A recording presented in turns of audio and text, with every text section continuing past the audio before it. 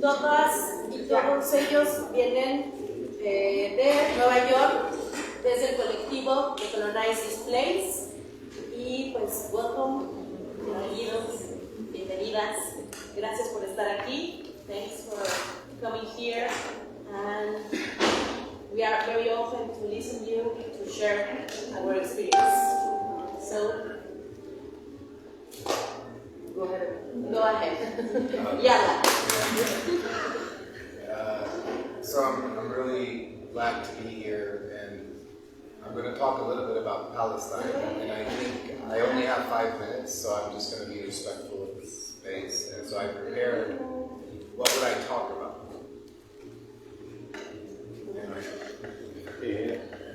A mí dice que está muy feliz de estar aquí. Él va a hablar sobre Palestina y bueno, preparó un poco lo que va a decir, entonces para respetar un poco los 5 minutos de tiempo que tiene. I thought Claudia had asked me yesterday if I could share a poem, and I thought, what kind of poem, a Palestinian poem, and I thought, what kind of poem I could share, and I texted 2 of my friends in Palestine, because I thought it would be nice to share a poem that was recommended from Palestine. And they sent me some really beautiful poems, but it's not what I wanted to share. Claudia le pidió que hoy pudiera compartir un poema y él se preguntó qué tipo de poema podría compartir. Entonces le mandó un texto a 2 de sus amigos pidiéndoles algunas recomendaciones y pues justo la pregunta fue como qué tipo de poema podría leer. Then I remembered a poem that a poet named Lady Long Soldier, she's indigenous to the United States, occupied United States, and it's called 38. And 38 was to excavate the history of 38 Dakota warriors who were hung for resisting hunger and the theft of their land on the same day that the President of the United States said that the enslaved could be free. Encontró un poema de Lady Long Soldier. De Lily Long Soldier, que es una persona indígena de Estados Unidos. El poema se llama 38 y habla de 38 guerreros de Dakota que fueron colgados por resistirse al robo de sus tierras, el mismo día que el presidente de Estados Unidos estaba diciendo que se estaba acabando la esclavitud.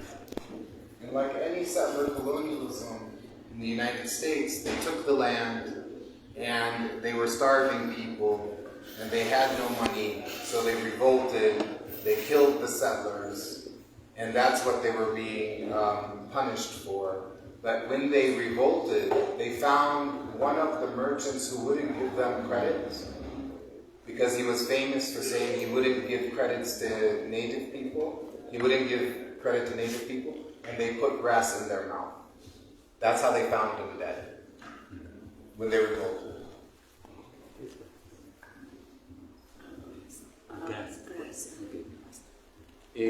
Cuando se rebelaron, bueno, como en cualquier proyecto colonialista, ¿no? Había estas personas que estaban oprimiéndolos, y cuando estos guerreros se rebelaron, porque básicamente pues, los estaban matando de hambre, ¿no? Los estaban oprimiendo, estos guerreros se rebelaron y mataron a los que estaban en los asentamientos, ¿no? Entonces había un mercante que era famoso justamente porque no daba crédito, no le daba crédito a las personas indígenas, y justo lo que hicieron con esa persona fue matarlo y poner pasto en su boca, y así fue como lo encontraron. In that poem, she said, the act of putting grass in that settler's mouth was the poem. And that made me think of Baha Alayyan, from Jabal al-Mukabbir, al-Quds, in Jerusalem.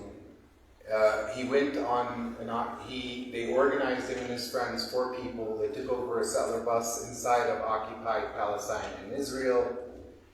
They killed 3 settlers, 3 of them died, 1 of them was arrested. One of the Palestinians who was arrested, his name was Baha Alayan. This was in 2015. He was 23 years old when he did this operation. He was the first Palestinian who organized a reading circle all around the whole wall of Jerusalem. And he used to be a musician and a cultural worker, and he came from a middle class. He was educated. This is relevant to the poem. Este acto de poner pasto dentro de la boca del colonialista, la autora dice, ese es el poema, ¿no? O sea, el acto de poner este pasto. Y eso le recordó justamente una anécdota en Palestina, donde quemaron un autobús, ¿no? Y fueron asesinados tres personas dentro del autobús. Una de las personas que llevó a cabo este acto fue un joven palestino de 23 años, ¿no? Que justamente organizaba un círculo de lectura alrededor de la frontera de Palestina, y esta persona era un músico, era parte de la clase media, ¿no? Era una persona educada, y esto es relevante para el poema. Before he died, he left a will, and he called it the Martyr's Will. In it, and I'm going to read the will in Arabic, because it will be translated in Spanish, and my friends know it. How will you translate it? Because I'm going to give him the English. Oh, okay. Just making sure, so we understand. So, أوصي الفصائل, number 1. أوصي الفصائل بعدم تبني استشهادي فموتي كان للوطن وليس لكم. 2. لا أريد بوسترات ولا بلايز، فلن يكون ذكراي في بوستر معلق على الجدران فقط. أوصيكم بأمي فلا ترهقوها بأسئلتكم الهدف منها استعطاف مشاعر المشاهدين وليس أكثر. 4. لا تزرعوا الحقد في قلب ابني، اتركوه يكتشف وطنه ويموت من أجل وطنه وليس من أجل الانتقام بموتي. إن أرادوا هدم بيتي فليهدموه، فالحجر لن يكون أغلى من روح خلقها ربي. 6. لا تحزنوا على استشهادي، احزنوا على ما سيجري لكم من بعدي. 7.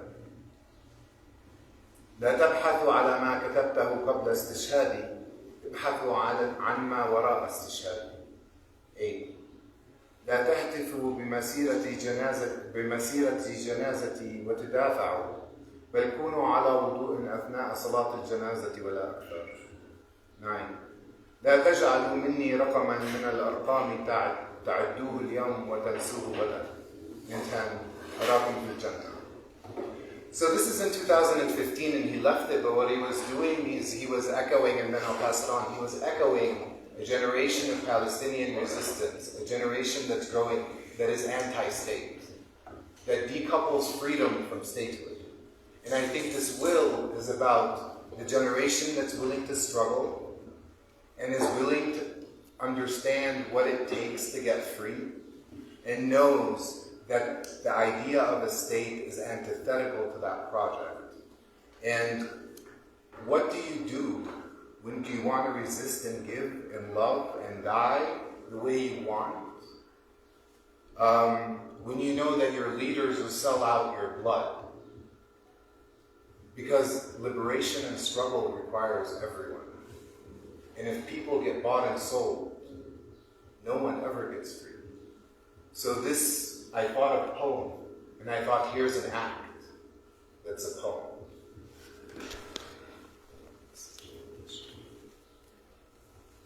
Ahora voy a traducir de árabe a español. No es cierto.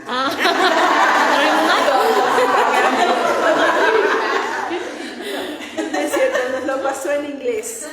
Y voy a tratar de hacerlo mejor, porque ustedes saben que traducir poesía de árabe a inglés y de inglés a español pues está medio cañón, pero voy a tratar de hacerlo. Dice, este es el testamento de 10 puntos de Annie Martin. Número 1. Pido a las facciones que no adopten mi martirio por mi ya que mi muerte es para la tierra y no para ustedes, es para mi patria, para mi pueblo y no para ustedes. Número 2. No quiero pósters o playeras con mi nombre, ya que mi memoria no es precisamente para un póster para que se cuelgue en las paredes. Número 3. Pido que cuiden de mi madre y no la cansen con sus preguntas que solo tendrán el propósito de generar simpatía para los que lo ven y nada más. Número 4. No siembren odio en el corazón de mi hijo. Permítanle descubrir su tierra, su pueblo, y morir en esa tierra, en ese pueblo, y no para vengar mi muerte. Número 5. Si quieren demoler mi casa, déjenlos. La piedra no es más preciosa que mi alma que Dios creó. Número 6. No se pongan tristes por mi muerte. Pónganse tristes por lo que les pasará a ustedes después de que yo me haya ido. Número 7. No busquen por lo que he dejado escrito ya que me haya ido. Busquen por la razón que causó que me haya marchado. Número 8. No hagan cantos ni plegarias durante mi funeral, aunque sientan el impulso de hacerlo. Dice, solo estén, menciona Guru, no sé qué es Guru. Como un lavado de manos. Before prayer. Before prayer, ok. Es como que se lavan las manos antes de orar, ¿no? Solamente lávense las manos antes de la plegaria en mi funeral y nada más que eso. Número 9.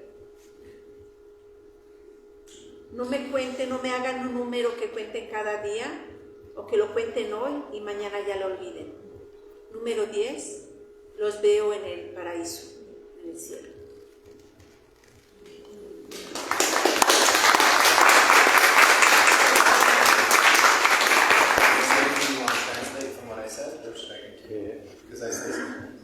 Sí, a mí comenta que este testamento que se acaba de leer fue un testamento que hizo eco de toda una generación, que es una generación justamente que separó la lucha, ¿no?, de la idea de tomar el poder del Estado, ¿no?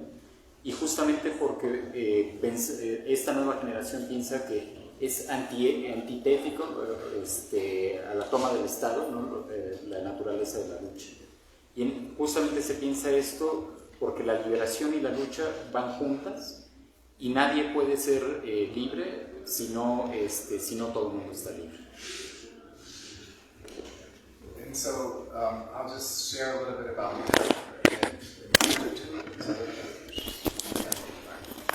So, obviously the pandemic has allowed the state in general to take more power and to do all sorts of projects. In the context of Palestine and the United States, both, the move towards fascism in the settler colonial context then has Israel moving for the finish line on all land, air, water, people. And it's one of those things right now where if you look at what's happening, you'll see that they're pushing the populations of Palestinians further into cities, taking more land that's what's remaining around villages. So further taking the land from farming, but also weaponizing the settlers as another paramilitary group.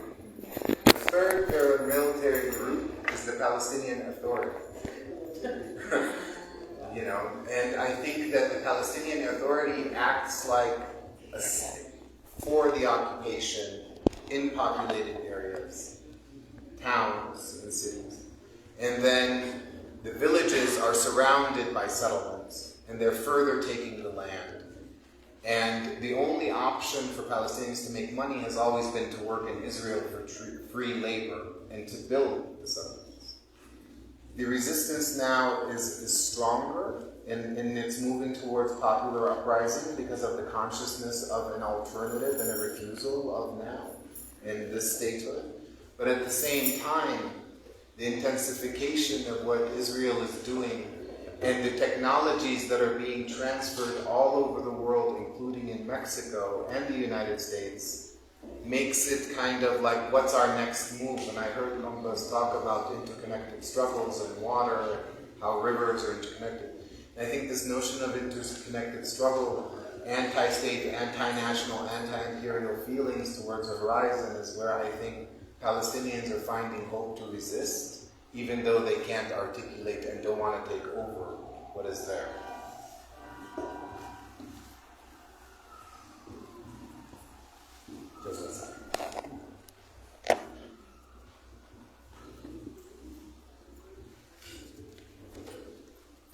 También comenta que quiere hablar ahora un poco de lo que es el ahora, ¿no? la situación del ahora en Palestina. Y comenta que justo en el contexto de la pandemia, digamos, el movimiento colonial se ha ido intensificando. Y esto es pues, básicamente porque se le dan muchos más poderes al Estado, ¿no? Y ha movido justamente el Estado de Israel hacia un lugar cada vez más fascista. Entonces, él lo comenta como que Israel se está moviendo hacia la línea de meta, ¿no? O sea, acabar ya con los territorios palestinos. Esto se está haciendo básicamente empujando a la población, sobre todo en territorios rurales, hacia territorios urbanos, ¿no?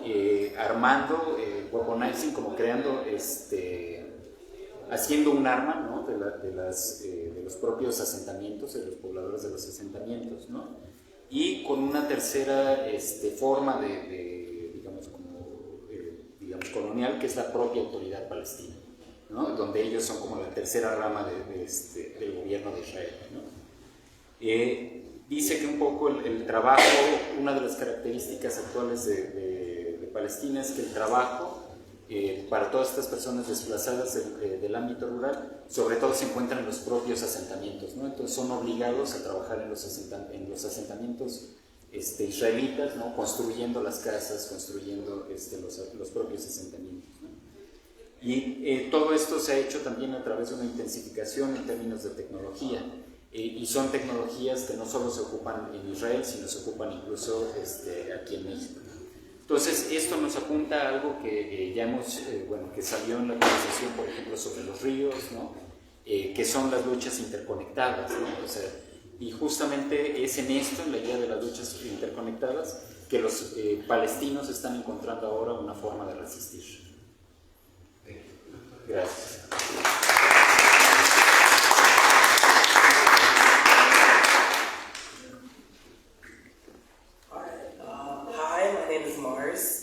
And I'm also decolonize this place. I'm really happy to be here, so I thank you guys for opening the doors for the four of us. I wanted to talk about my lifelong obsession with the Black radical imagination. So first, just to give a bit of background of what is the Black radical imagination, it's tied to the Black radical tradition, right? Robin D.G. Kelley wrote this book, Freedom Dreams, on the Black radical imagination, if you're interested in reading more about it. But it's essentially just thinking of the ways in which we can imagine an otherwise, right? An otherwise as to what exists currently. Ella es Mars, ella también es parte, nos comenta esta Mars, que ella también es parte de este colectivo del que son ellos cuatro, se llama Decolonize This Place, Descolonicemos este lugar. Estoy muy contenta de estar aquí y ella dice que quiere compartir lo que se llama como imaginación radical negra, que tiene sus raíces en una tradición de movimientos radicales negros, y que uno de los ejes es como tener sueños de libertad, como pensar la realidad ahorita, pero como de otra manera. ¿Cómo sería de otra manera? So my first encounter with the Black radical imagination was the attack on it, right, as a kid, from the state, from the settler state, in many different forms. So a few of these include like alcoholism, right? So I'm not sure if, what the setup is here, but in the U.S. in black neighborhoods, for example, there's a liquor store every other block. You don't have access to fresh food. You don't have access to quality education, but there's a liquor store on every other block. Secondly, I witnessed an attack on the Black radical imagination in education, right? So I was the only, I should have started with telling you that I grew up in the South of the United States. Hella racist. I don't know how you translate hella. Incredibly racist.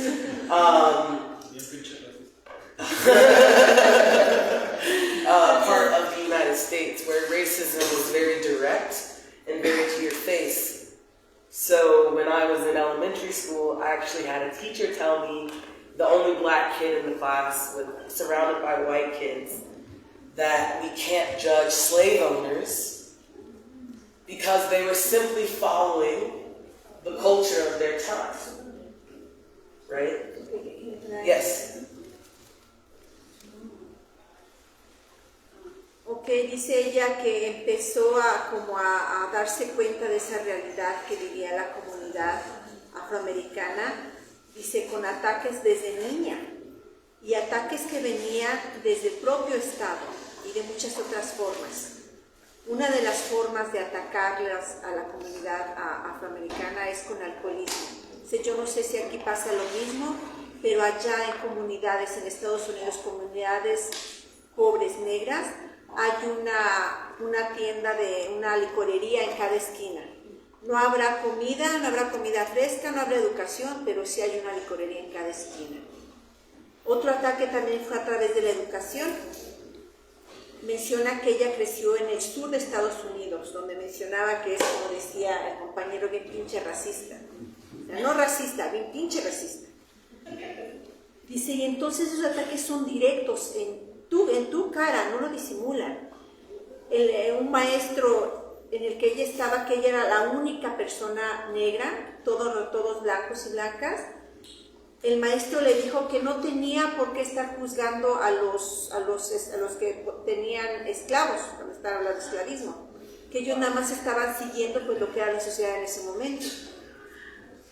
I think another huge thing that kind of attacks Black radical imagination and Black life, right, on a material basis during childhood is the patriarchy, which, I love how much folks talk about it here, but it's definitely not talked about enough in the U.S. And by that I mean childhood neglect, childhood abuse,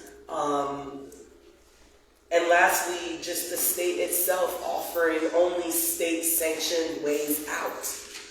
Right? So if the Black radical imagination is about imagining otherwise, the state is completely antithetical to that.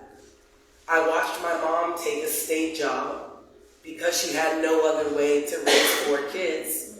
So she becomes complicit in the thing while hating herself and the job that she has. Sí, otra manera que es un ataque enorme es el patriarcado. Dice, aquí escucho que hablan mucho del patriarcado, allá en Estados Unidos no se habla tanto de eso. Y el patriarcado se refleja también en el abuso, en la negligencia hacia las infancias. Que muchas veces esa sanción, esa negligencia, ese abuso, nada más son sanciones que aplica el Estado. Y ella recuerda a su mamá, que su mamá tuvo que tomar un trabajo trabajando con el Estado, porque pues tenía que mantener a cuatro hijas. Tuvo que tomar ese trabajo odiándose a sí misma, porque se hizo como cómplice del mismo Estado que estaba pues, haciendo eso a ellos. And then now as an adult living and organizing in New York City, I see this attack penetrate our lives on a deeper, more malicious, systemic, definitely planned level. And unfortunately, what we're seeing is that the left, the so-called left of the political spectrum, is one of the main culprits of what I'm going to now term counterinsurgency.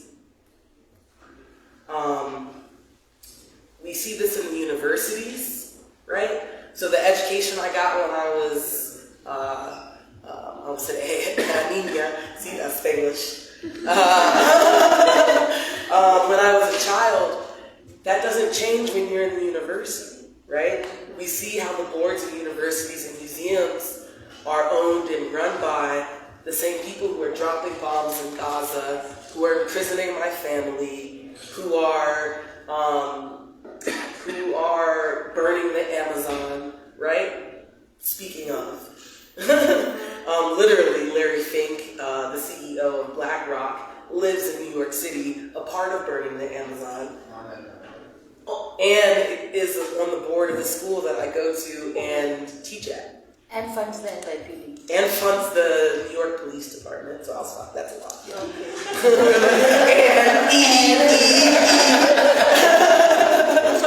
He's in the board of what? NYU. Okay. And he runs BlackRock. Okay. Okay. Entonces ella dice que ahorita ya de adulta y organizando como lo está haciendo con Scholar Place y otras organizaciones que hace, pues se da cuenta de que todo esto, todo lo que estaba mencionando, penetra completamente a la sociedad, sobre todo allá en Nueva York, ¿no? Pero de una manera maliciosa, sistemática, planeada, no es casualidad. Y también menciona de que desgraciadamente la izquierda, así como que entre comillas la izquierda, pues está formando parte también de eso, que se está convirtiendo, que son culpables de eso y que se convierte como en contrainsurgencia. Dice, lo que yo viví de niña en las escuelas, veo que ahora en las universidades sigue siendo lo mismo. No ha cambiado todo eso que vivió de racismo y todo eso. Dice, y ve que muchas de las cosas que están controladas en Estados Unidos, es por la misma gente que está bombardeando Palestina, que está metiendo a la cárcel a la comunidad negra, bueno, no menciono a los latinos, pero también, y que además literalmente son los que están quemando la Amazonas. Dice, literalmente el CEO, el líder, el director de BlackRock vive allí en Nueva York, y ellos son de los que están formando parte de estas empresas que están ocasionando estos daños en los Amazonas. Y si él de hecho no solamente vive ahí, sino que está en la mesa directiva de la universidad en la que ella estudia, en la Universidad de Nueva York, y que forma parte de muchas otras organizaciones. And of course there's nonprofits, the culture industry. I have, I produce music, so there's rappers and celebrities that I follow that are completely, misguiding, misleading the youth. But at the same time, I think what gets me most excited are the moments when my imagination roams free. And for me, and I think that a lot of us have moments where we can point back to where something clicked in our imagination, which allowed us to not only think otherwise, but do otherwise. Y pues también, pues, ¿qué decimos de las organizaciones, las no gubernamentales, ¿no? Que también juegan su papel? Y también otra cosa que menciona es que también cómo está la situación de la industria de la cultura, o sea, no es cultura sino la industria de la cultura. Ella produce música y dice que le da mucho coraje ver cómo músicos como raperos y otros están como engañando a la juventud con lo que dicen. Pero por lo menos lo que le queda mucho es cuando es libre, cuando imagina. Dice, yo creo que todos y todas tenemos esos momentos que nos permiten, esos momentos de imaginación que nos permiten no solamente pensar cómo serían las cosas de manera diferente, sino hacer las cosas diferentes. So I just wanted to quickly give what that moment was for me. So we Decolonize This Place was an organizer of the FTP formation. Fuck the police.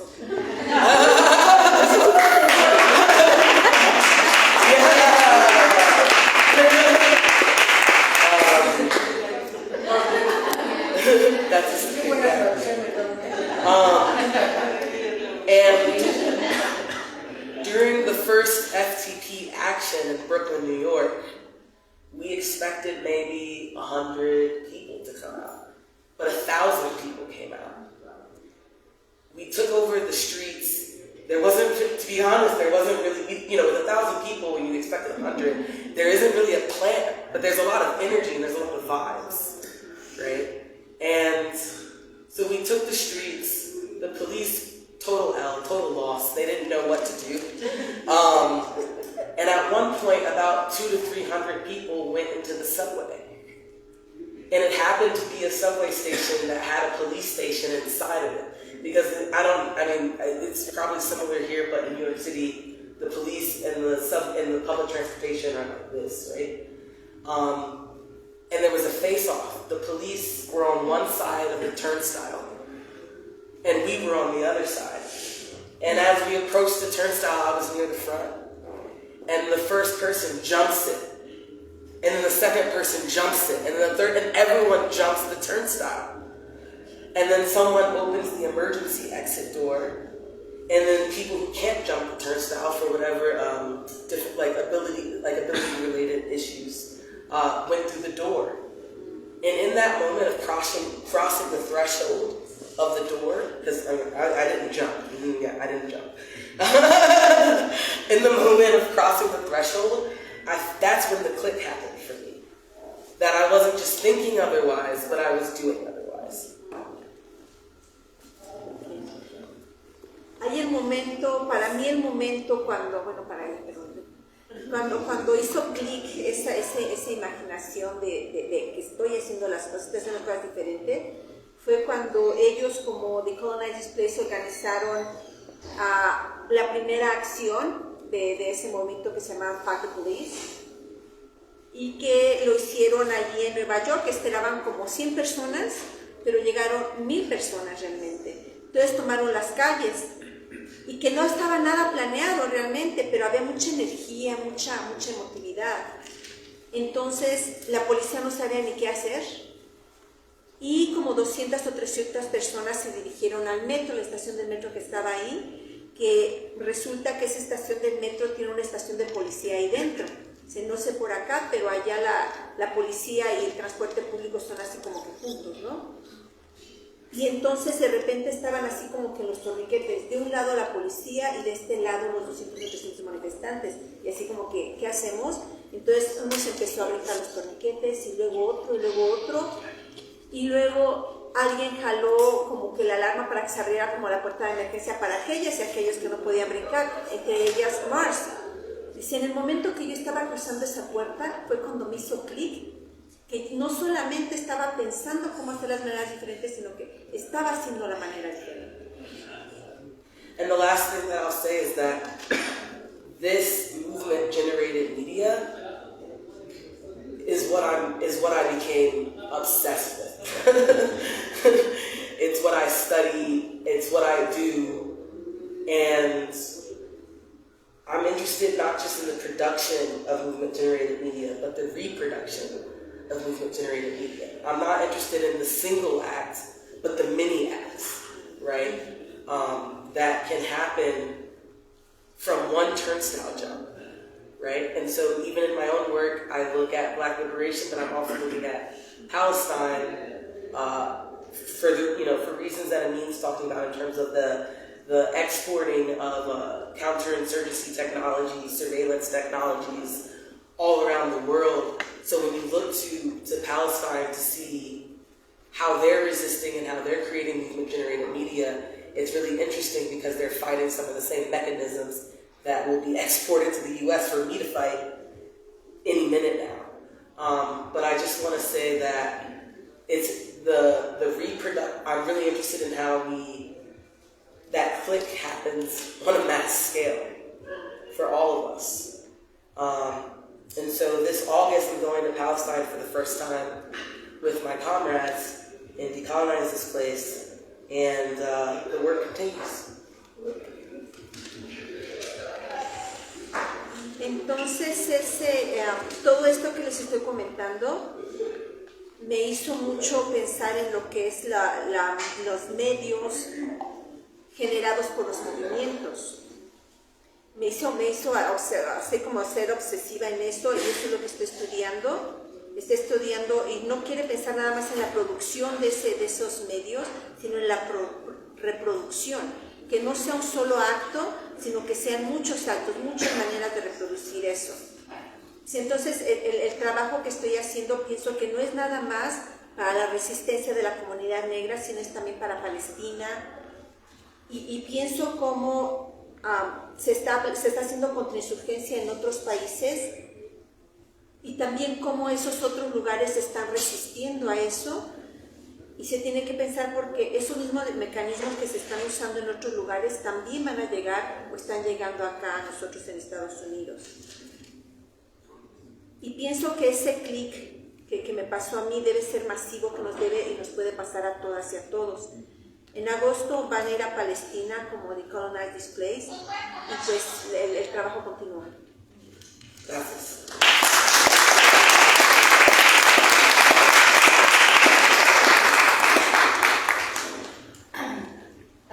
I think so. First, thank you so much for having us here, Claudia. I mean, everybody. It's so nice to be here. Also, I want to really be thankful for everything that we learned. The generosity. I think the generosity of our people is what will always take us in more than anything else. And I think that's something that I learn every time. I come to Mexico City or go to Palestine.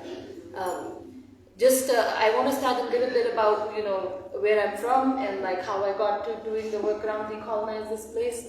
I'm from Punjab, which is in India, but I don't really associate that much with the nation state of India because I'm Sikh, I'm not a Hindu, so India is a Hindutva fascist state, which, kind of implements caste hierarchy, religious hierarchy, and oppression like any nation state, right? Every nation state is formed on oppression. I'm from Punjab. Now the other thing about the next thing is, as many of the people have already talked about, is that our communities are also fraught, right? As Mars was mentioning, that her mother worked with the state, my dad worked in the Indian Army. That was because my grandfather was a soldier in the British Indian Army fighting the wars for Britishers on very low pay because we were cheap soldiers, from Punjab.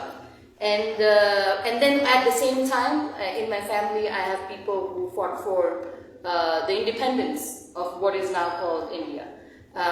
What we have is actually a broken state because there are different parts of the nation that actually want their own self-determination. For example, where I come from, most of Punjab is now in Pakistan. And for example, my grandmother from my dad's side, she was from Pakistan. But I can't go there, right? And my hometown and my village is 26 kilometers away from the border from Pakistan.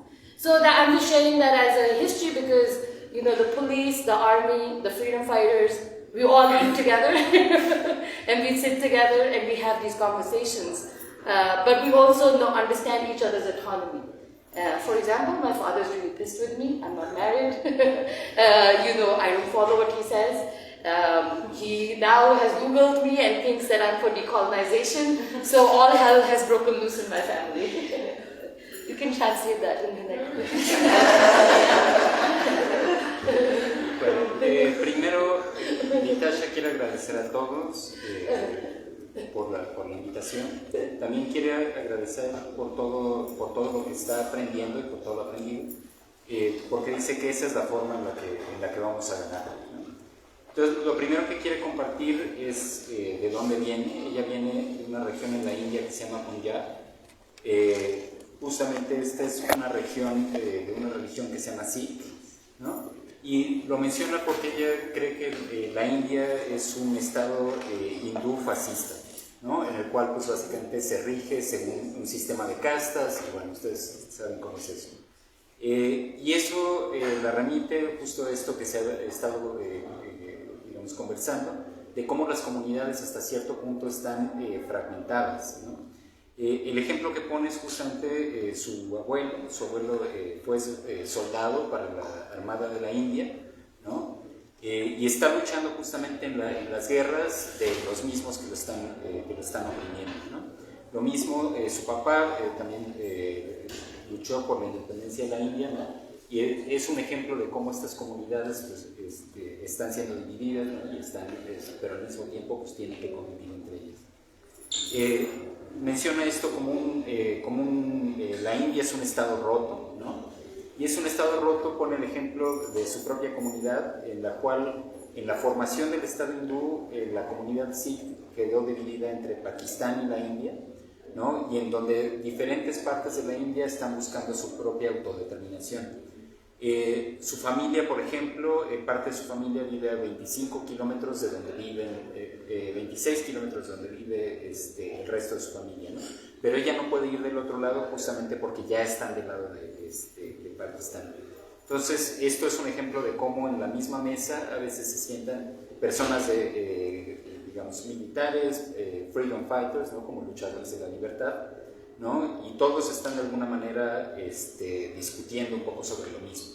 Y el ejemplo más reciente que ponen pues, es justamente su papá, ¿no?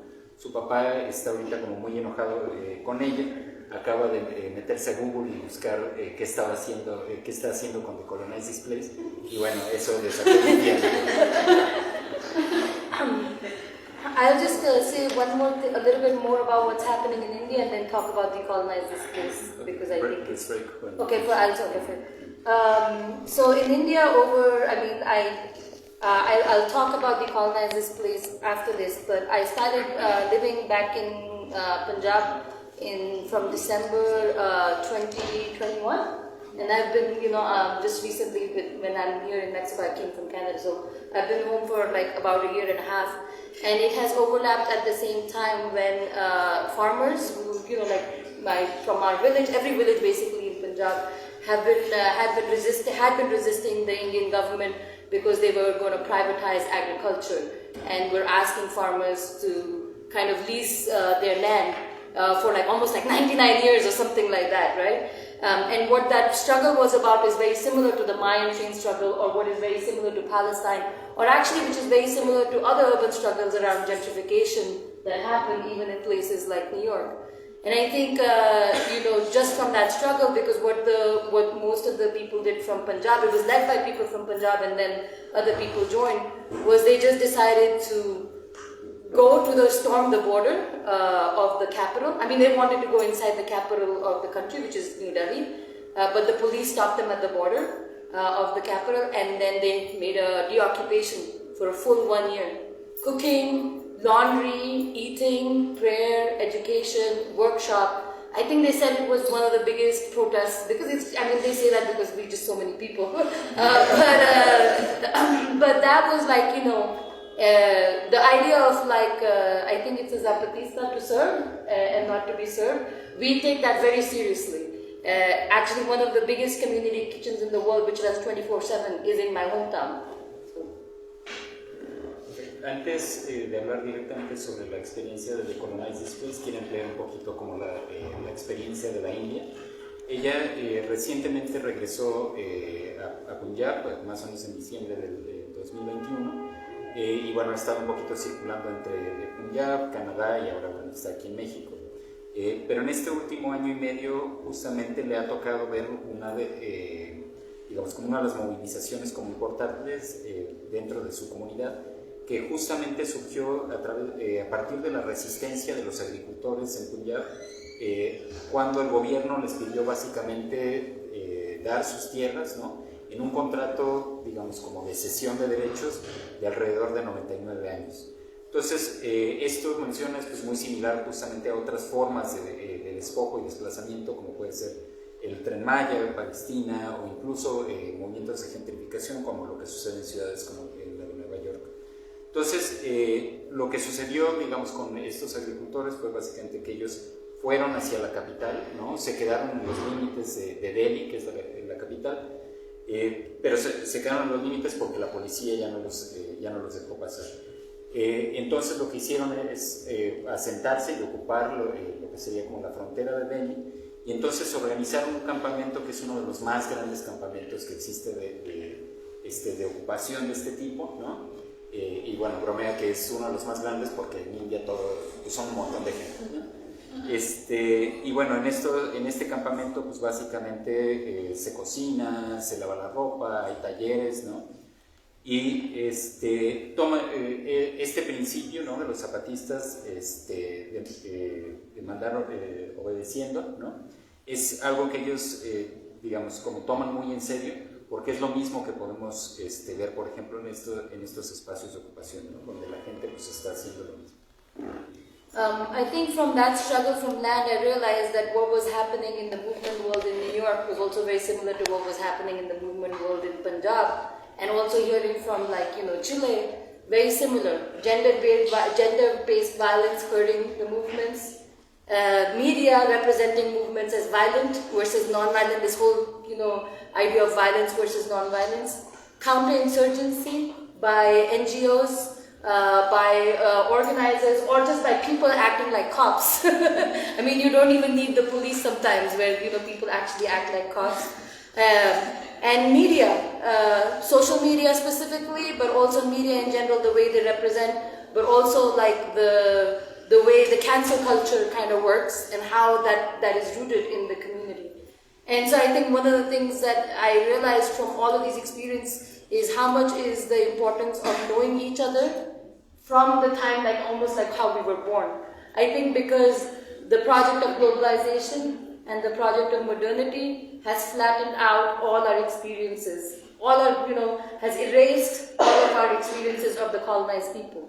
And what is happening in some ways is each of our communities is now realizing how to pivot away from development, modernity, technology, because these have been the sources that have been taking our land, our water, our resources, and now it has been time to defend it. Because as Amin was mentioning, in Palestine, in Punjab, in Kashmir, in New York, they want to take everything, I mean, you can think about how many communities in New York have been pushed out at this moment.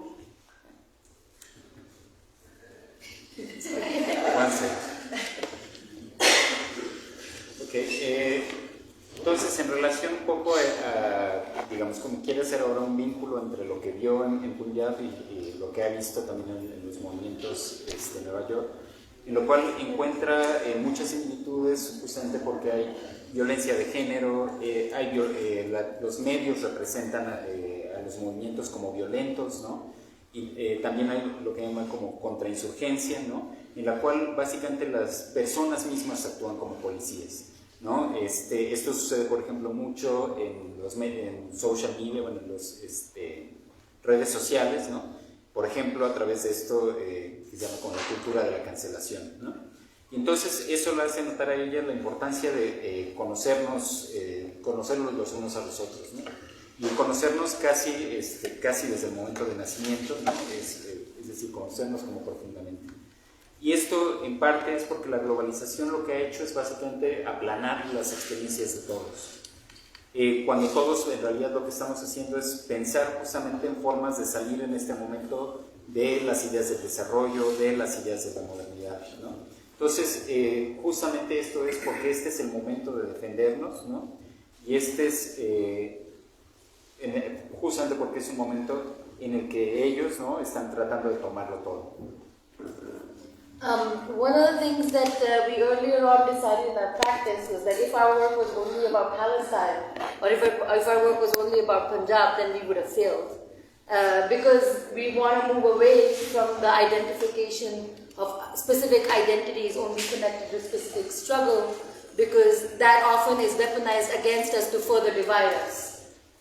I think you can translate that.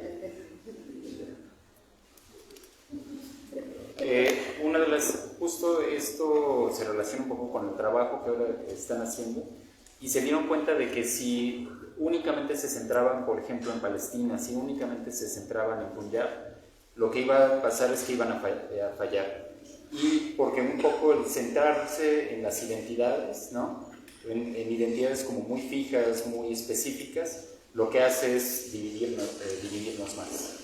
And this is why when we organize in New York City, we think about the settler colonial structure that the United States is, and then based on that, think about what kind of organizing is needed, is required, and who's in the room and who's not in the room, and who needs to be part of that conversation. So as Decolonize This Place, we have 6 strands of struggle: indigenous sovereignty, black radical tradition, free Palestine, global wage workers. That's something that comes from Delhi because most of the workers producing H&M and all of this come from, as you know. So, for example, workers in Delhi, they're also global workers. So global wage workers, degentrification, and lastly, dismantling patriarchy. Justamente esto los lleva a preguntarse cómo deben de organizarse y piensan organizarse justamente en confrontación con el Estado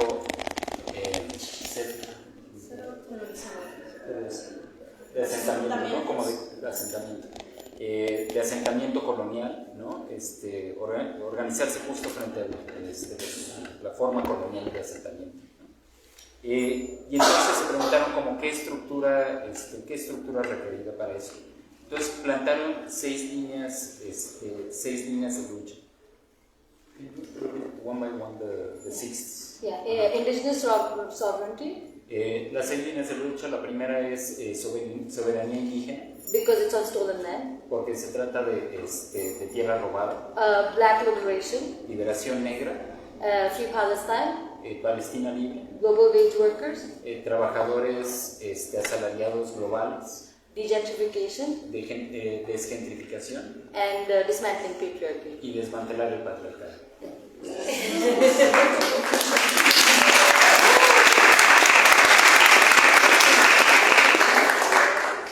I'll just say one last thing to finish and then pass it on to Ian. I think now in terms of thinking about New York City, it is the belly of the beast. So all these people, as Mark was mentioning, they're all present in the Board of Museums, universities in the city. So how these strands translate is that we actually do actions, like the anti-Columbus Day tour, asking the city to remove Columbus Day Columbus statues, to not put indigenous people in the past, to know that, when we're talking about indigenous sovereignty, we mean abolition of private property, and actually of thinking of giving land back as a movement. So those are, these are how we, kind of put the strands into action. And the last thing is, this is, I think, where our interconnected struggles kind of build. Because, for example, if you think about a place like the Museum of Modern Art, which is in New York, if you look at the board of that museum, apart from Larry Fink, who's responsible for everything that Mars said, you also have Patricia Cisneros, who is from the Cisneros family, and she is part of, her partner is part of Barrick Gold, who's responsible for mining in Dominican Republic, Chile, I think, as well, and other parts in South America. But also what her wife does then, she decides what Latin American art is for the world, and defines what modern Latin American art is. That's on the board of MoMA. Who else you have on the board of MoMA? A person who's deciding what definitions of anti-Semitism are in universities, in museums, and you can't even say the word Palestine anymore in universities, right? So these are also our places of power. So then we organize around institutions like MoMA, around the city as SDP mentioned by Mars, and also universities like NYU, or because we're also all professors. And I think the one way we can think about it is that we're trying to think of words that can be, thinking of time and space outside the colonial logic of living the world. And how can we think of our spaces where, we don't require prisons, we don't require pedagogy in universities in the way it's capitalized, how we can think of art and aesthetics which is not based by, these kind of material relations and exchange.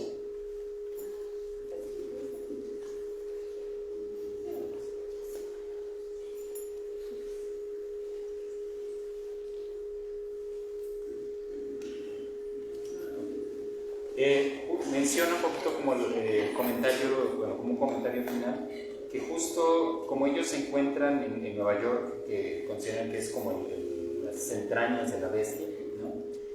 Justamente están viendo toda esta idea, digamos, como de las luchas interconectadas y también de las formas de dominación, en la forma en la cual muchas de estas personas que forman parte digamos, de las estructuras de dominación y coloniales están en las digamos, mesas directivas de los museos, están en estas otras instituciones como universidades, y en función de eso ellos están pensando en acciones directas, ¿no? Un ejemplo que pone es una acción que llevan a cabo todos los años que se llama el Anti-Columbus Day, ¿no? Como el día de anti-Colón, ¿no? En el cual lo que han hecho es un tour dentro del museo justamente para tratar de cuestionar las estructuras del mismo, y han tratado de pedir que se quite la escultura de Cristóbal Colón. Otra forma justamente es a través de abolir la propiedad privada y cómo eso se traduce en acciones directas.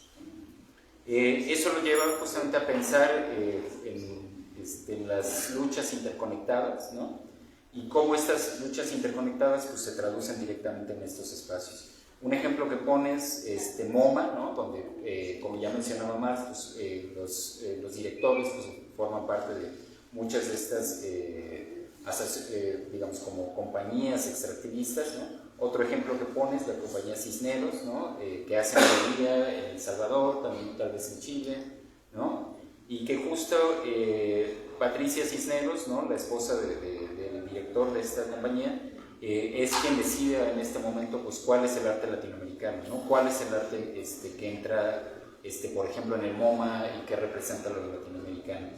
Este es otro ejemplo de cómo en instituciones como el MoMA, o las universidades, ¿no? Es decir, instituciones culturales, instituciones de educación, pues justo es donde están tratando de operar directamente sus acciones.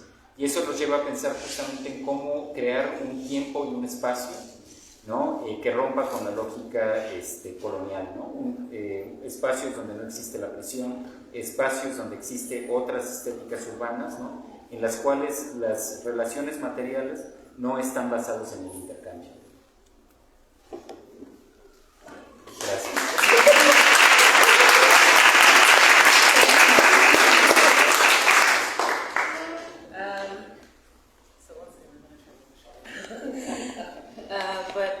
Thank you for having us here and inviting us and welcoming us to this really amazing space.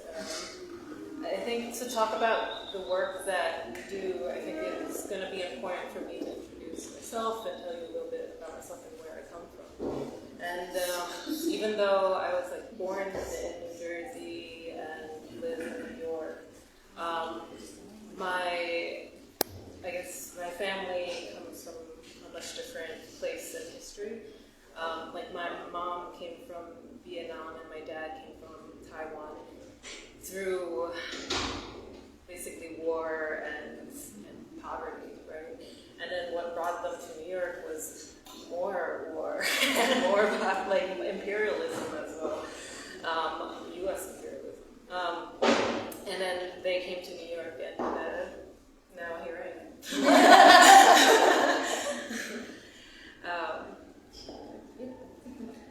Ok, pues primero, Amy, quiero dar las gracias por invitarlos, por darles la bienvenida.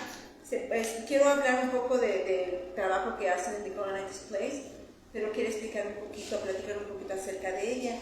Ella nació en New Jersey y fue criada en Nueva York, de una familia. Su mamá es de Vietnam y su papá de Taiwán. Dice, las razones pues, que los movieron de allá fue guerra y pobreza. Dice, y pues más guerra y más imperialismo fue lo que les llevó hasta llegar a Estados Unidos. Y pues llegaron a Nueva York y pues aquí estoy. Being, I guess, first generation in the U.S., it was a lot to try to navigate, the multiple worlds that were coming together within me. My parents wanting me wanting a life for me. So, but for them, thinking assimilation into this U.S. project was a way. But from what I was seeing, you know, why would I want to assimilate into this state project that, right, has a history of stealing land, of genocide, of like slavery, and not only that, like thinking about what I was seeing in my parents, the stealing of time, of our health, you know, of making us isolated, and even stealing how we can live and die. And so it's like, it became kind of a question of like, how am I living here? Siendo primera generación así en Estados Unidos, pues mis papás trataban de que viviera un mundo que para ellos creía que era lo mejor, que era como asimilarse a esa cultura. Mientras ella se preguntaba ¿por qué quiero asimilarme a una cultura que es un proyecto de Estado, que roba tierras, que comete genocidios, que tiene esclavismo? Dice, y también lo que veían mis papás, que también ellos le estaban robando la vida, robando la salud, que determinaban lo que determina dónde y cómo podemos y debemos vivir y morir. So I think in my journey to like try to find a way to live, I knew I needed to find community, right? And you know, the one way I thought I would do that is actually join anarchist communities that were right, looking for alternative ways of living, because I knew the structure of the US is not what I wanted to be in. But you know, at the same time, what I realized that even certain anarchist communities in New York, they were problematic because they just replicated similar oppressive structures that the state has created, right?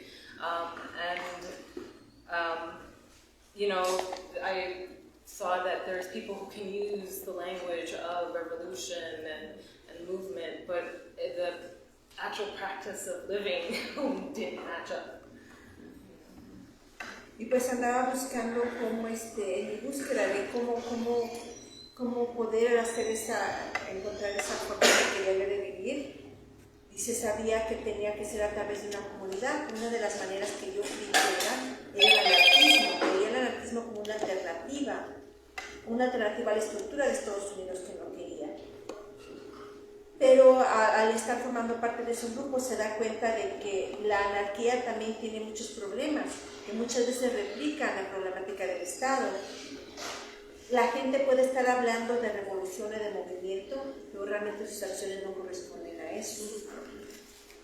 And so I think, like, you know, like in addition to wanting to refuse the state, right, and it's right, there is an importance in refusing the state and learning the histories of resistance. But then also it's important to think about how that happens now in where I am and how I then navigate not only my life but my relationships with people.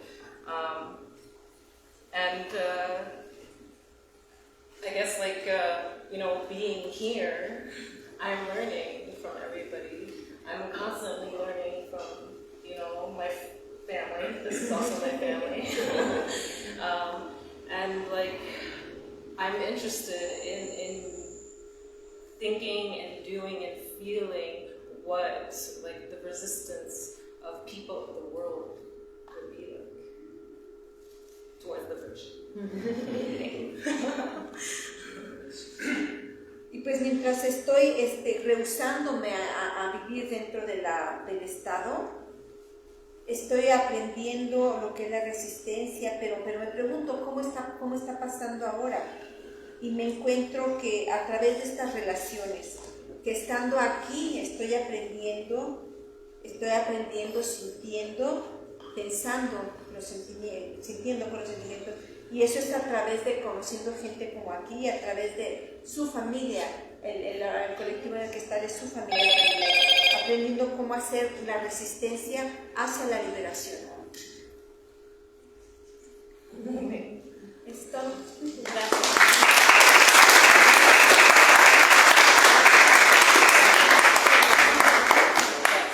Pues, muchas gracias. Shukran. Thank you. Shukriya.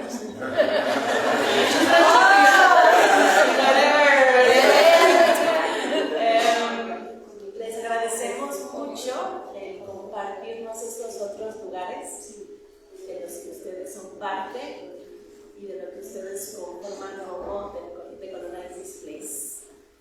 We really thank you for sharing with us when from all those other places will be part of the from the colonized place. Y bueno, ahora queremos, no sé si pasamos con la sexta. O sea, preguntas. Yes. Gracias por abrir su corazón de cómo precisamente esos lugares de los que vienen pues marcan sus cuerpos y nos traen un poquito de esas tierras, de sus orígenes, los cuales ustedes también son parte e intentan resistir en otros contextos lejanos. Les agradecemos mucho el tiempo, la escucha, el corazón. No, es verdad. La traducción de los traductores.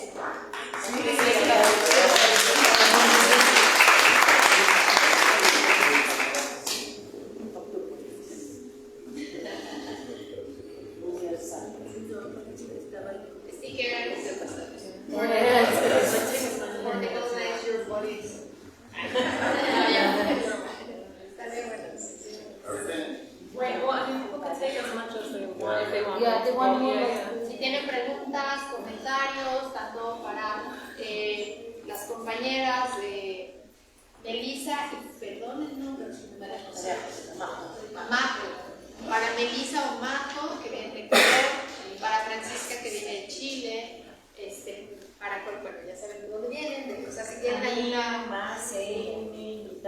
alguna pregunta, comentario, vamos de todas formas también a dar un pequeño espacio también para Mujeres y la Sexta, porque bueno, queríamos tener muchos fanzines aquí corriendo entre todas, pero no llegaron.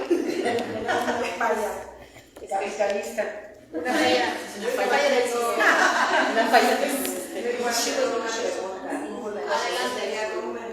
Preguntarle a la compañera de Ecuador. Bueno, sobre todo, pues como agradecerte la invitación a seguir construyendo desde los saberes de los pueblos. Y pues tú haces como una diferencia entre la defensa y la protección. Entonces, pues preguntarte, ¿cuál es la diferencia entre la defensa y la protección? Y bueno, otra pregunta, pues hablas de sobrevivencia y pues también quisiera preguntarte para ti qué es la sobrevivencia y si la sobrevivencia tiene alguna relación con la miseria. Pues esas dos preguntas. Empecemos, no sé si No sé qué prefieren, como prefieren que hagamos primero las preguntas, luego las respuestas, o pregunta y respuesta.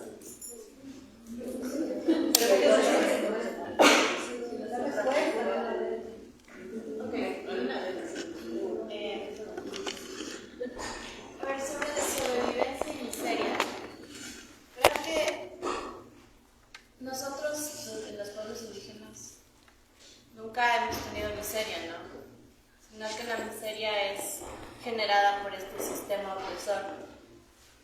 Nosotros tenemos todo lo que necesitamos. Tenemos ríos, tenemos nuestro territorio, las chacras. Chacras es el lugar donde cultivamos plátanos, yucas. Tenemos de dónde cazar, dónde pescar. Y pues eso era básicamente cubrir todas nuestras necesidades. Sin embargo, es el sistema es el que nos viene a imponer estos nuevos modos de vida, ¿no? Justo ayer recopilaba este ejemplo de que cuáles son las necesidades básicas de ahora. Tras pandemia nos dimos cuenta que tener internet, acceso a estos, a estos servicios son unos derechos ahora, pero que antes no lo eran, ¿no? En mi comunidad, muchas de las madres y padres tuvieron que comprar teléfonos para sus niños porque no había escuelas. Entonces se van generando necesidades que nosotros en los pueblos no creamos, sino que desde afuera se está haciendo, porque no se entienden cómo vivimos, ¿no? Entonces ahí se genera la miseria y hemos estado sobreviviendo a eso, ¿no? Imagínate, desde la colonización, que venimos simplemente viviendo, y digo sobreviviendo porque se ha creado este nuevo sistema, ¿no? La resistencia es parte de eso. Entonces ahí también tiene mucho que ver cómo definimos defensa y protección, ¿no? Al menos creo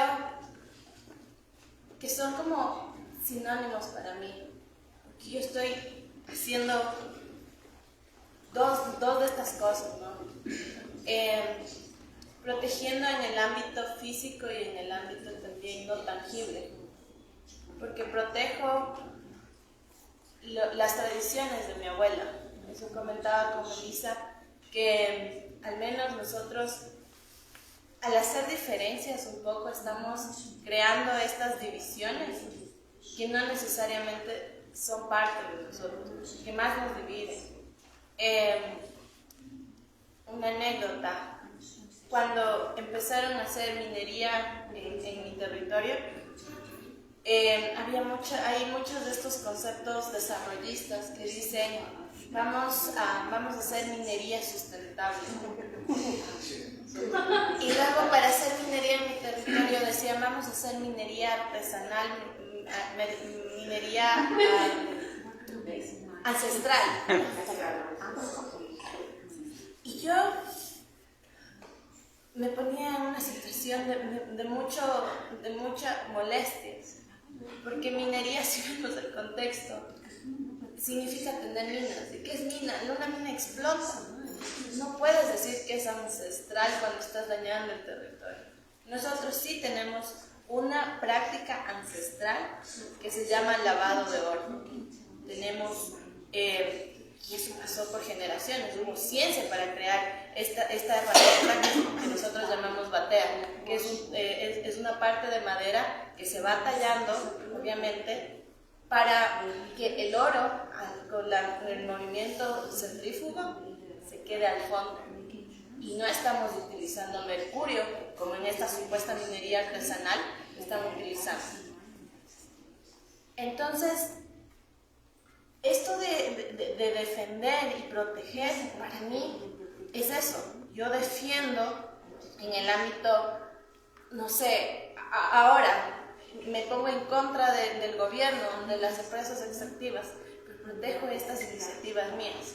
Yo decía que lavar oro, que no es lo mismo que minería, es una práctica ancestral. Es como que a mí me quiten la facilidad de hacer mi bebida tradicional. Mi abuela murió haciendo este lavado de oro, porque no podía quedarse en casa. Para nosotros, vivir significa estar moviéndonos en territorio. Entonces, es eso. Defender algo por lo que estoy creyendo y al mismo tiempo protegiendo, por así decirlo, todas estas prácticas, desde muy pequeñas que parezcan, ¿no? Y decía que tenemos que generar repensar cómo estamos teniendo este discurso, ¿no?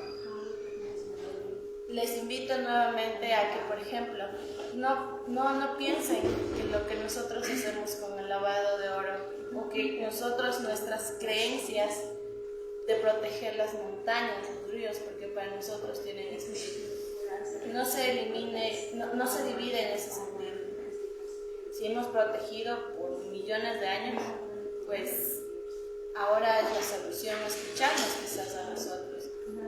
Y en este sentido, ir uniendo estas luchas que decía anteriormente, porque eso es lo que nos ha fortalecido. Tener esa conciencia de que unidos somos más, hace precisamente cuestionarnos ¿Qué estamos defendiendo? ¿Qué estamos protegiendo? ¿Y el por qué? Y la respuesta es simple, porque queremos vivir. Estamos sobreviviendo a un sistema, pero lo que realmente queremos es vivir. Gracias.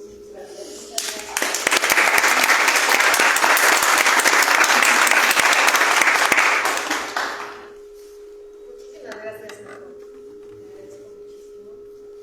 Quisiéramos ahora ver si hay unas dos intervenciones o preguntas más y continuamos para cerrar con la sexta. Entonces, si quiere alguien también hacer alguna otra pregunta o comentario, alguna de las participaciones que se dieron, adelante.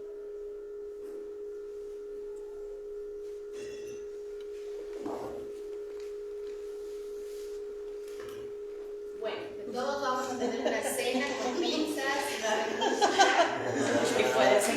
va a fluir más íntimamente. Bueno, vamos a dar paso a esta última parte de un trabajo que hemos realizado, son una serie de fanzines, donde pues, le voy a dar el tejido de palabra a Claudia Torres y después pues, vamos, hemos sido parte de todos estos encuentros y este proceso, y las voy a pasar para que lo vean.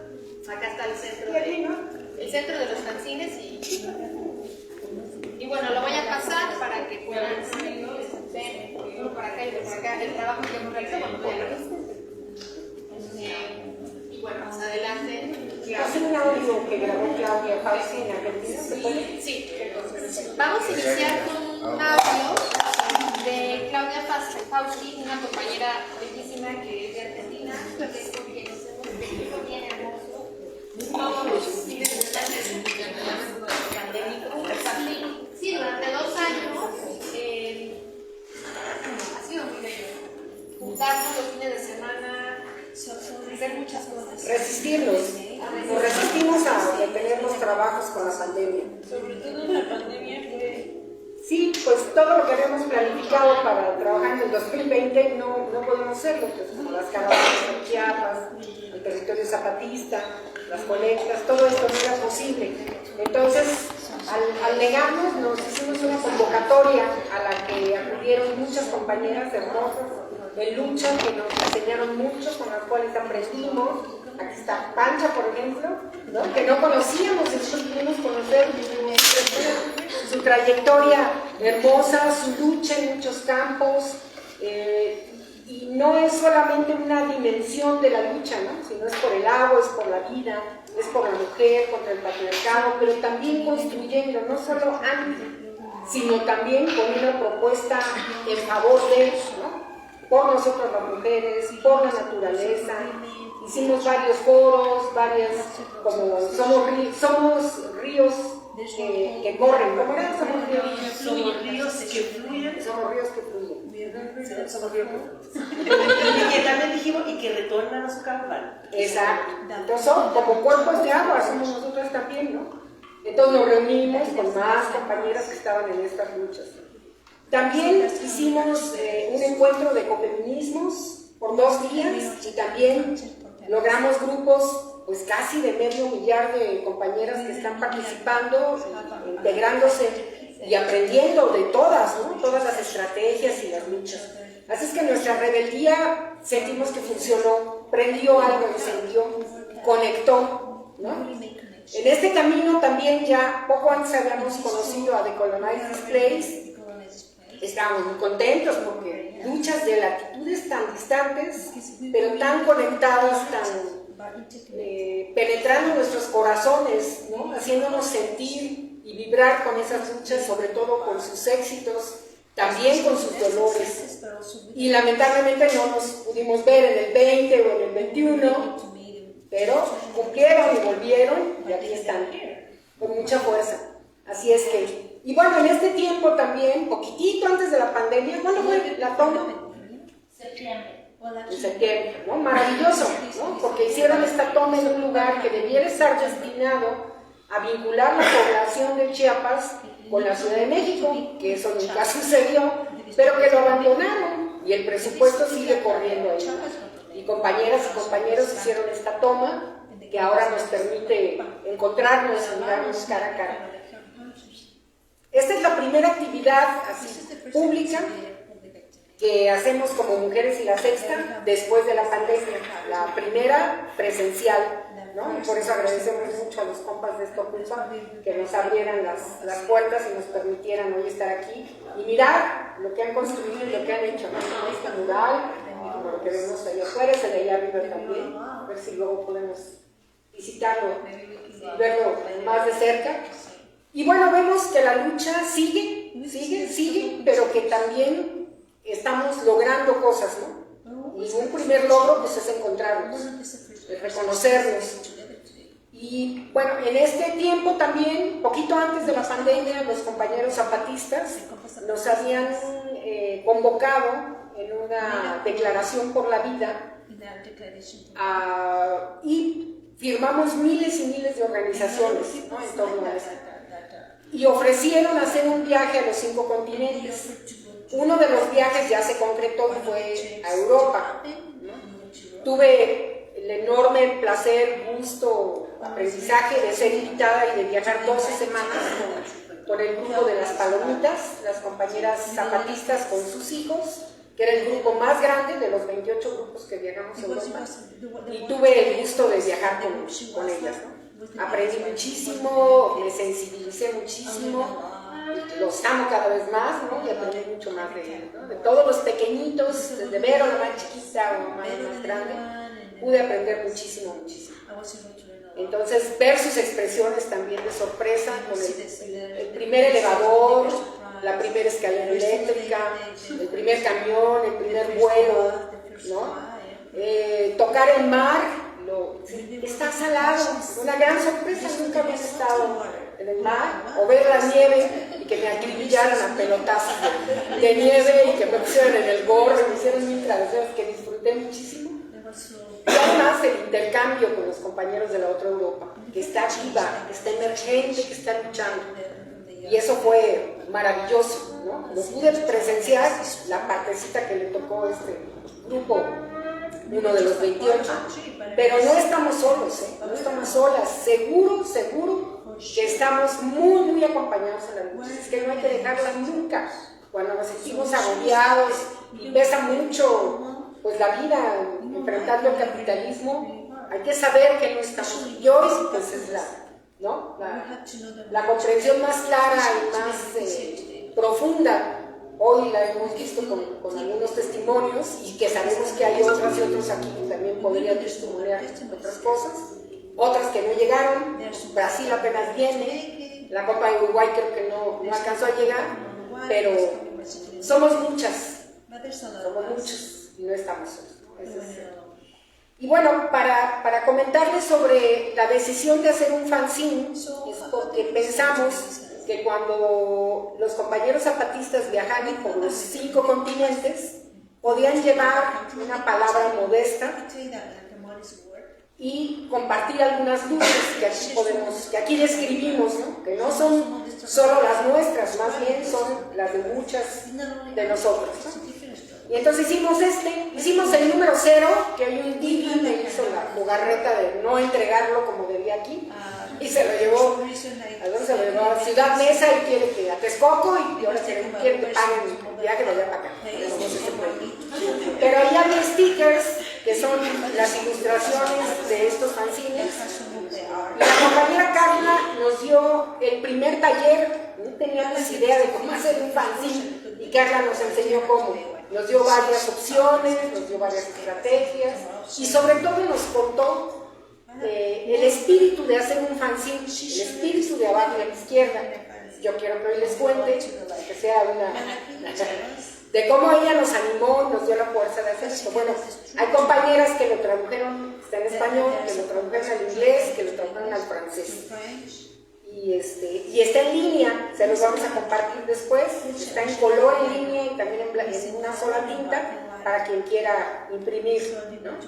Pero pues lo comparto ahorita para que si alguien quiere. Nosotros lo dimos en 25 pesos, pero de 1000 ejemplares dimos 250 al CNI y 250 al STLN para que ellos se fondearan, ¿no? y los otros pues los vendimos para recuperar y hacer el siguiente número.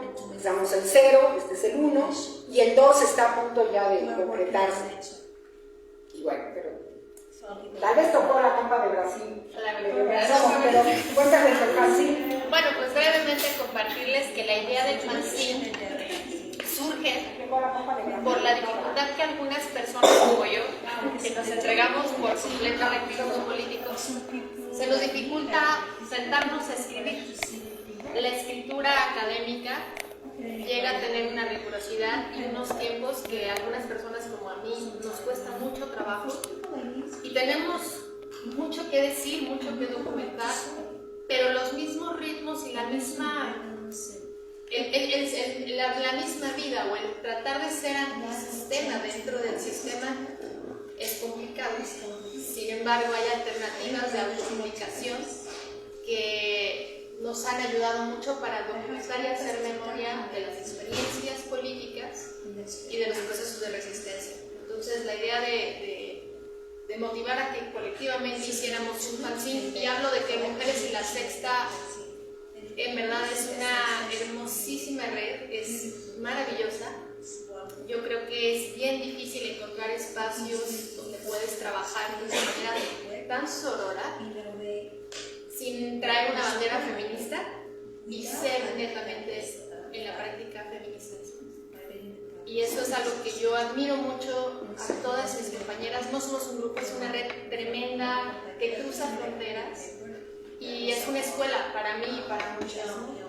Entonces, estos fanzines, estos foros, estos encuentros son algo muy hermoso, y yo creo que Mujeres y la Sexta sí es un referente, es una escuela y es un espacio de formación política bien bello para muchas de nosotras, y yo me siento muy agradecida por estos años y este tejido y este interés.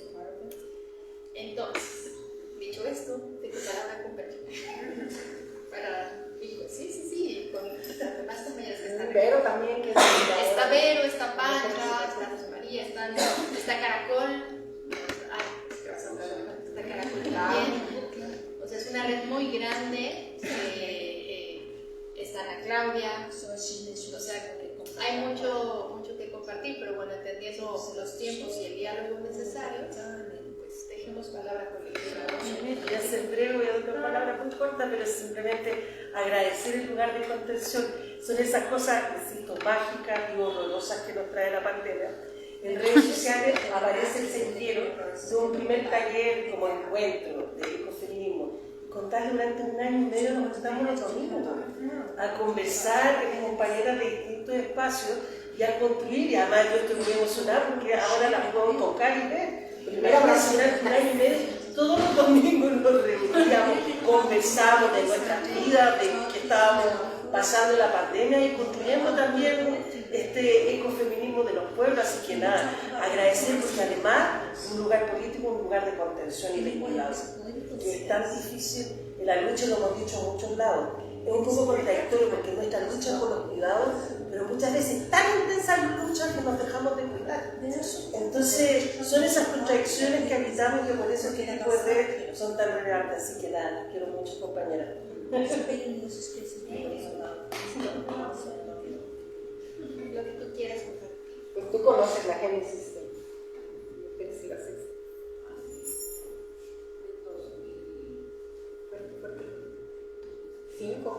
2005.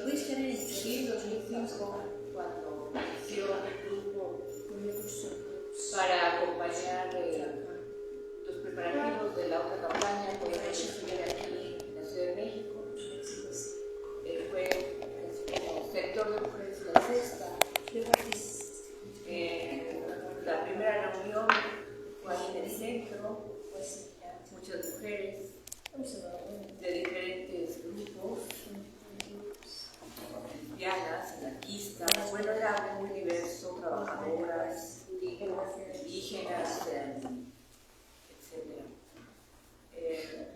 Empezamos a construir muy animadas, dolió un poco en el año, fue un trauma, ¿no? Realmente social, sobre todo las mujeres, pues el ataque que sucedió en su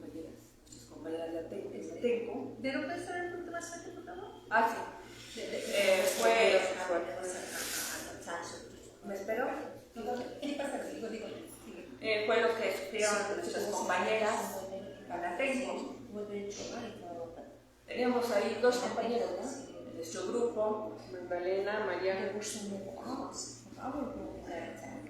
Edith, Mariana César y esta que hacía dibujos, Norma Irene. Y bueno, pues eso va un poco la dinámica y bueno, pues ya, las compañías, como ustedes saben, han emprendido una lucha por la justicia que todavía no llega, a pesar de haber estado ya en la Corte Interamericana el caso. Pero aún así, pues seguimos. Ha ido cambiando a veces las personas, van, regresan, tienen nuevas generaciones, más los más jóvenes y demás. Bueno, pero esa es la génesis un poquito de cómo nace, ¿no? Es así, más de 10 años. Ya se nota. En fin. ¿Cuándo? ¿En qué año? 2005. 17 años. Cuando se lanzó la sexta declaración de la Selva Lacandona, en las reuniones preparatorias, ahí empezamos a reunir. Por eso lo dibujé la sexta. Sí. Pero sí, la represión fue brutal, ¿no? Nuestras compañeras, la tortura sexual fue algo. El Estado quería dejar claro que si éramos revoltosas, eso nos iba a pasar. Fue un castigo muy fuerte contra toda la idea de la sexta declaración de la Selva Lacandona. Paró una compañera chilena también. Sí, dos compañeras chilenas. se conocieron, un compañero chileno con la compañera chilena, se hicieron pareja, pues se conocieron en la represión y tuvieron una hija que se llamó Victoria, Esperanza, de chicos violentados sexualmente y golpeados de manera brutal y luego extraditados y quitándoles pues todo su derecho a su manera social y política, económica, ¿no? De reproducirse en México, porque a eso vinieron, ¿no? Estudiar. Sí, fue algo brutal, brutal. Nuestras compañeras, hay que leer todo lo que hicieron, porque como dice Vero, no, fue una lucha digna y ejemplar, que sabían que iban a obtener justicia, pero que ventilaron ante la Comisión Interamericana de Derechos Humanos, más tarde ante la Corte Interamericana de Derechos Humanos, que el Estado mexicano fue el que perpetró toda esa violencia y prisión política a más de 200 compañeras y compañeros. Atenco es un caso que quebró a mi generación, nos quebró muy fuerte. A mí me tocó perder, nos tocó, algunas que estamos aquí, perder compañeras, compañeros en términos físicos, términos afectivos. Sí nos quebró mucho, ¿no? Así como el 68 golpeó a la generación de mis padres. Sí, hay que decir que 2006 nos golpeó fuertísimo. Yo creo que sí es importante decirlo. Algunas dentro del activismo lo que hicimos fue pues hacer las tesis o nuestras investigaciones sobre esto. Yo lo hice desde la geografía feminista. Fue súper difícil, me costó muchísimo. Los académicos bloquean. Ajá, muchísimo. Me tardé mucho para titularme y de hecho esa misma herida pues me hizo fue tan difícil dentro de la academia que fue justo mi rechazo hacia la academia.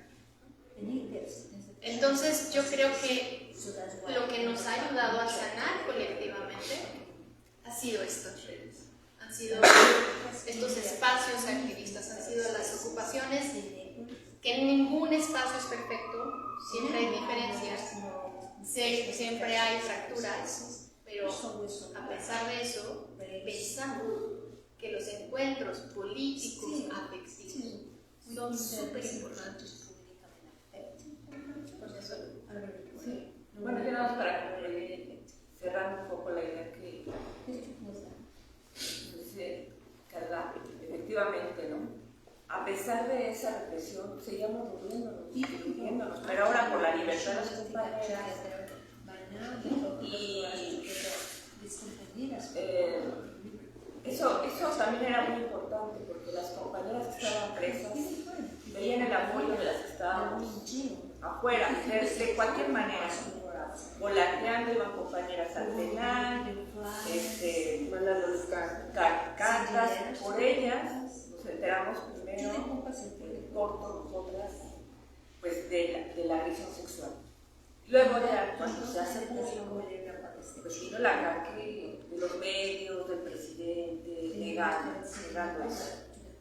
Pero nosotras sabíamos que Leonardo y como que más coraje, ¿verdad? Decíamos, bueno, apoyar como podíamos nosotras. Y bueno, para mí las compañeras son unas compañeras que inspiran, muy valientes porque tuvieron que vencer el estigma, los señalamientos, las acusaciones de que por andar de revoltosas, etcétera, y aún así lo expusieron. Un verdadero trauma. Y también a nosotros pega, y también es como un trauma que, ¿cómo le diré? A lo que podríamos haber estado expuestos también. Pero las compañeras han demostrado que cuando las vemos estando en presencia en la corte y demás, hablando, siguen fuertes las compañeras. Y eso para nosotros nos ha inspirado. Si ellas, padeciendo lo que padecieron, han sobrevivido, por eso se llaman sobrevivientes de la violencia, bueno, pues más nosotros. Y asumir, ¿no? Efectivamente estos espacios permiten sanarnos, continuar para cambiar este sistema violento. Y nosotras pues, no decaemos en seguir adelante sobre que al sistema le da coraje vernos alegres, vernos aún así, y seguir siguiendo, ¿no? Eso es todo. Gracias, Caracol o Ana Clau, ¿quieren compartir algo? Yo me siento muy contenta, me siento querida, como en tu casa, escuchando, estoy bien. Pues yo también pienso que Mujeres y las Este es un espacio muy importante, muy lindo, que es un trabajo valioso. Y como dice Carla, pues una se siente muy a gusto en Mujeres y las Este, como que hemos logrado encontrarnos en nuestras luchas, ¿no? Como que observamos ese objetivo que menciona Min, que somos muchos en muchas partes del mundo, en muchas luchas, pero es como una sola lucha y con esa claridad, siento que hemos tenido mucha esa claridad para estar presentes en esa espacio que rompe fronteras, ¿no? O sea, lo que ocurrió en pandemia que comenta Pancha fue increíble, de estarse reuniendo. Y es también lo que aquí los compañeros nos vienen a compartir y que en este momento de crisis estamos haciendo, que es que no haya fronteras en nuestra lucha, ¿no? Lo que alguien hace rato dijo, si el poder no ve fronteras para oprimirnos, no hay que nosotros tampoco ver fronteras para juntarnos y tener esa claridad que necesitamos, esa fuerza, ese coraje, ¿no? Que nos va a lograr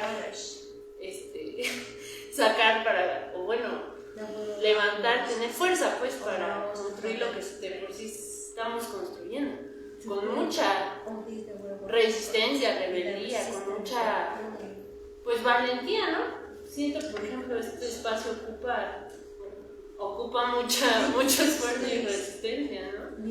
De la banda que está aquí, de los que vamos a acuerpar, de los que acuerpamos pues. Y pues eso, no sé si ya me desvié. No sé por qué. No más. Es que dije, ¿qué me tocaba decir? ¿Quién sabe? Pues que sí, que Mujeres y las Este está muy chingón el trabajo. Lo de los fanzines va muy bien. Ya van a hacer el cuarto, ¿no? Y pues viajó a Europa el fanzine, esperemos que viaje también muy lejos, que todos hagamos fanzines siempre para compartir. Y el arte de ese fanzine que hace otra compañera, que es Claudia la Uruguaya, también está muy bonito. Y pues ha sido un trenzamiento hermoso. Mujeres de la sexta. Gracias. Gracias, queremos compartir un audio de 2 minutos de Claudia Fausti, nuestra compañera de Argentina, que también es una persona clave, maravillosa, con la que hemos tejido muchas cosas. Es la que digo que hace los la que hace los fanzines. También la de Uruguay. Somos muchas Claudias. Claudia Fausti. ¿Quién hace los dibujos?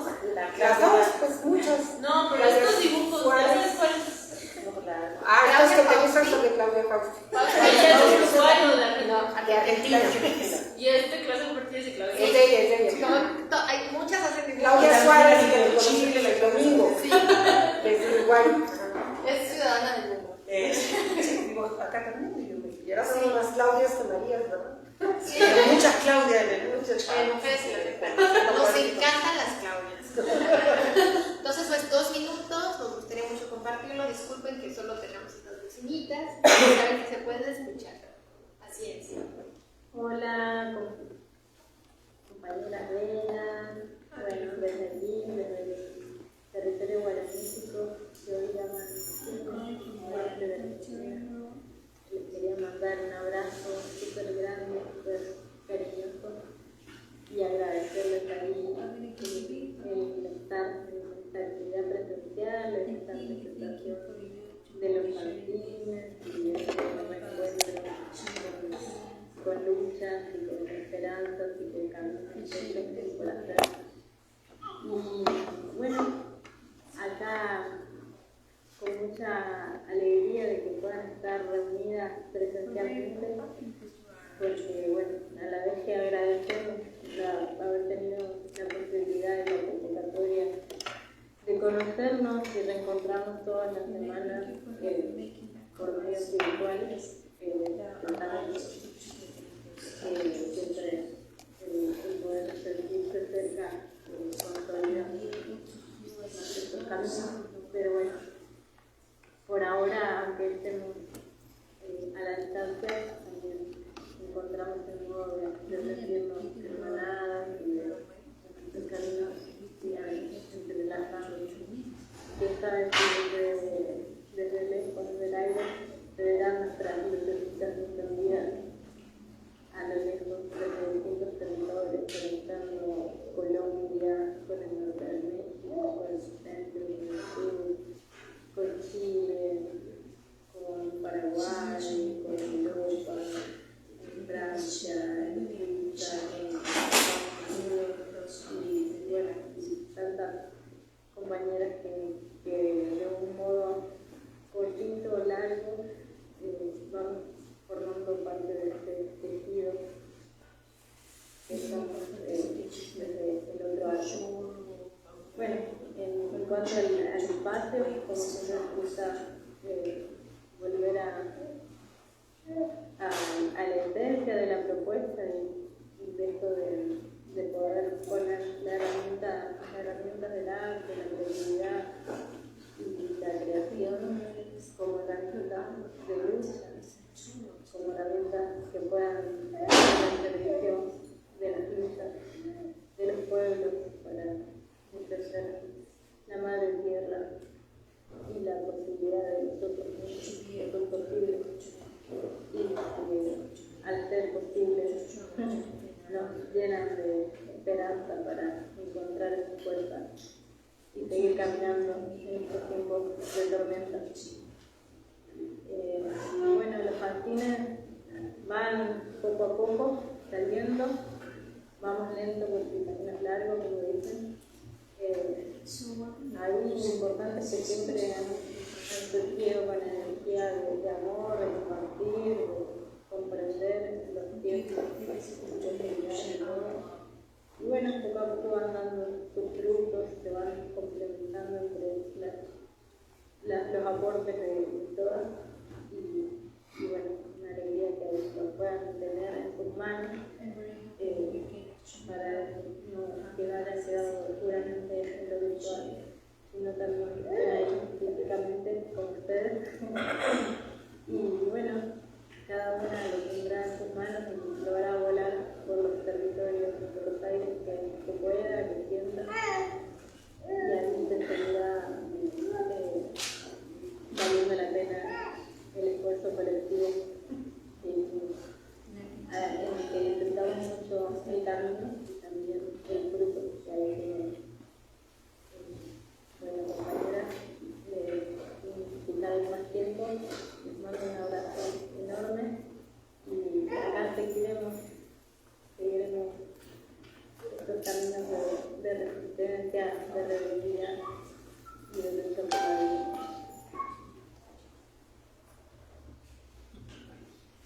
Ella es Claudia Fausti.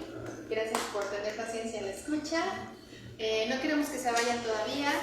Nos prepararon unas pizzitas para apoyar el espacio, pues les pedimos que nos ofrecieran algo de alimentos. Tienen aquí el proyecto de panadería autónoma. Y también hay un recorrido por la casa donde les van a narrar la historia de la casa y cómo están distribuidos sus espacios. Para quien quiera hacer el recorrido, las invitamos a que nos paremos todas y hagamos un círculo. Esta es una metodología